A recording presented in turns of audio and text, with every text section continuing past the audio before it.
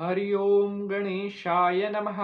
बोलिए गणपति जी भगवान की जय। नमस्कार प्रिय दर्शकों, आप सभी का बहुत बहुत स्वागत है आपके अपने चैनल पर। और मैं पंडित नितिन शास्त्री आप सभी दर्शकों का तहे दिल से स्वागत करता हूं।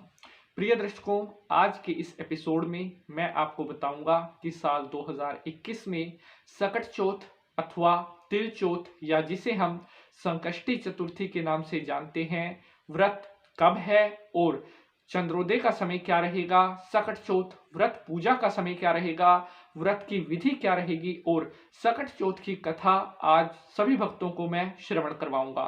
तो प्रिय दर्शकों, वीडियो को शुरू करने से पहले जो भी भक्त पहली बार पंडित नितिन शास्त्री चैनल पर आए हैं, चैनल को सब्सक्राइब अवश्य कर लें। तो अब गणेश भगवान को नमस्कार करते हुए आज के इस एपिसोड की शुरुआत करते हैं। बोलिए गणेश भगवान की जय। प्रिय दर्शकों, सकट चौथ का व्रत हिंदू धर्म में मनाया जाने वाला एक बहुत ही महत्वपूर्ण है। प्रिय साथियों, सकट चौथ का व्रत जो पुत्रवती स्त्रियां इस व्रत को करती हैं, उनकी संतान दीर्घायु तो होती ही होती है, साथ में उनको जीवन में अनेक सफलताओं की प्राप्ति भी होती है। साथियों, वीडियो को आगे बढ़ाने से पहले मैं आप सभी भक्तों को अब सकट चौथ व्रत की कथा का श्रवण करवाता हूं। कहते हैं कि जो भी भक्त सच्चे मन से सकट चौथ व्रत की कथा सुनता है और जो इस कथा को पढ़ता है, दोनों ही पुण्य के भागी होते हैं। तो चलिए अब शुरू करते हैं सकट चौथ व्रत की कथा।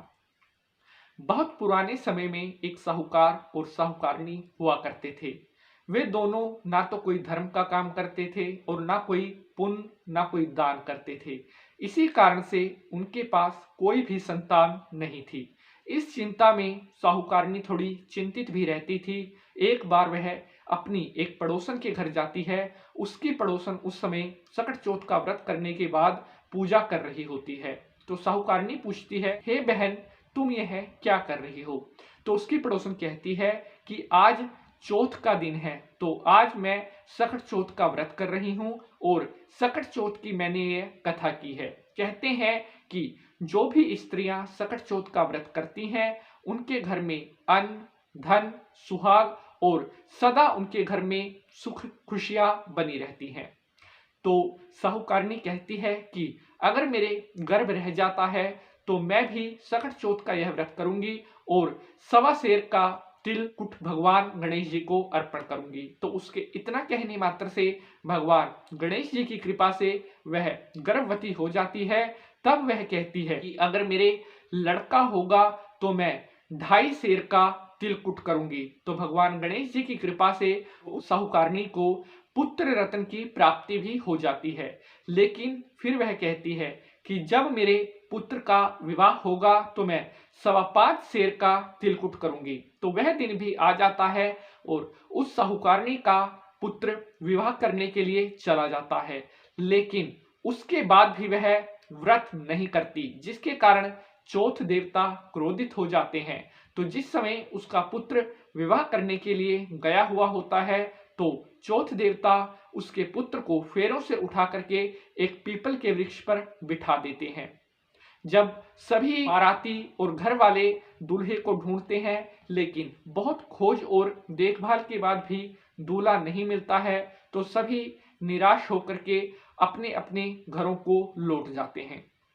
तो एक बार वही लड़की जिसके साथ साहूकारनी के बेटे का विवाह होना था, गणगौर की पूजा के लिए जंगल में अपनी सहेलियों के साथ दुर्वा लेने के लिए जाती है। लेकिन जब वह उस पीपल के वृक्ष के पास पहुंचती है तो उसे ऊपर से आवाज आती है कि हे आजा मेरी अर्ध ब्याही। वह अपने घर आ जाती है। उस दिन के बाद से वह लड़की दिन प्रतिदिन शरीर में सूखने लगती है। तब उसकी माँ कहती है कि मैं तुझे इतना कुछ खिलाती हूं, लेकिन फिर भी तू दिन प्रतिदिन सूखती जा रही है। इसके पीछे का क्या कारण है? तुझे क्या चिंता सता रही है? तब वह लड़की कहती है कि माता, मैं जब भी जंगल की तरफ जाती हूं तो मुझे एक पीपल के पेड़ के पास से आवाज आती है कि आजा मेरी अर्ध ब्याही। तब वह लड़की और उसकी माँ दोनों जंगल में जाती हैं और उस पीपल के पास पहुंचते हैं जहां से वह आवाज आती है। तब वह देखती है कि अरे, यह तो पीपल पर मेरा जमाई बैठा है। तब वह उससे पूछती है कि कन्या को तो अर्ध ब्याही कर दिया, अब यहाँ क्या कर रहा है और अब क्या होगा। तब वह कहता है कि मेरी माँ ने कहा था कि जब मेरे बेटे का विवाह होगा तो मैं 5.25 सेर का तिलकुट करूंगी, लेकिन मेरी माँ ने ऐसा नहीं किया, जिसके कारण चौथ देवता ने मुझे फेरों से उठा करके यहाँ बिठा दिया है। तो इतना सुनकर ही वह लड़की की माँ साहूकारनी के पास जाती है और उससे पूछती है कि क्या तूने चौथ देवता के व्रत का संकल्प किया था। तो वो कहती है हाँ किया तो था, लेकिन अब मैं भगवान गणेश जी से क्षमा प्रार्थना मांगती हूँ और अब मैं यह संकल्प लेती हूँ कि अगर मेरा पुत्र सुख शांति से घर आ जाए तो मैं 2.5 मन का तिलकुट करूंगी। तो भगवान गणेश जी उसकी यह विनती सुनकर प्रसन्न हो जाते हैं और उसके पुत्र को पीपल से उतार करके उसकी फेरों वाले स्थान पर छोड़ देते हैं। तब उसके पुत्र का विवाह खुशी खुशी हो जाता है और उसका पुत्र और पुत्र वधू दोनों घर पर आ जाते हैं। तब साहूकारनी खुश होकर के भगवान गणेश जी का तिलकुट करती है और उनसे प्रार्थना करती है कि हे महाराज, मुझसे जो भी भूल चूक अपराध हुआ है उसको आप क्षमा करो। तो प्रिय साथियों, इस प्रकार से यह थी सकट चौथ तिल चौथ की व्रत कथा। जो भी इस कथा को पढ़ता है सुनता है दोनों ही पुण्य के भागी होते हैं। साथियों, अब मैं आपको बता देता हूं कि साल 2021 में सकट चौथ तिल चौथ का व्रत कब है, किस दिन है, चंद्रमा के निकलने का क्या समय हुआ।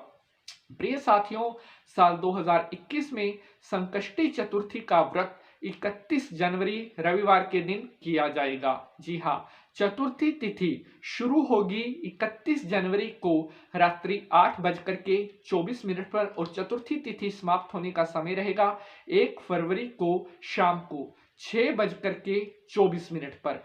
चंद्रमा उदय का समय 31 जनवरी को रहेगा 8:50 पर रात्रि में। तो प्रिय साथियों, मैं उम्मीद करता हूं आप सभी भक्तों को आज का एपिसोड बेहद पसंद आएगा। अगर वीडियो अच्छा लगा है तो वीडियो को लाइक और शेयर जरूर करना है। जय माता।